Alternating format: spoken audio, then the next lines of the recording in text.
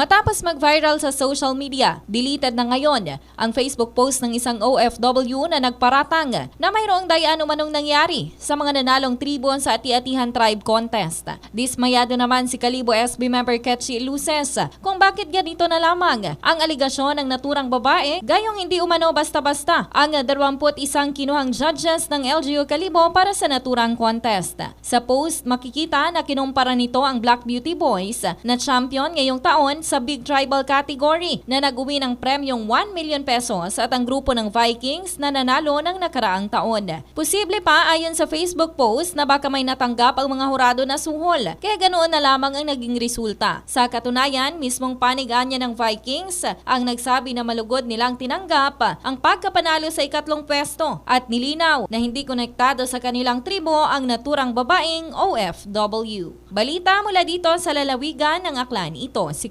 K5 Regilyn Tornino para sa Kampiyon sa Serbisyo Publiko at Kasayahan sa Kalibo, ang kampiyon na himpilan K5 News FM.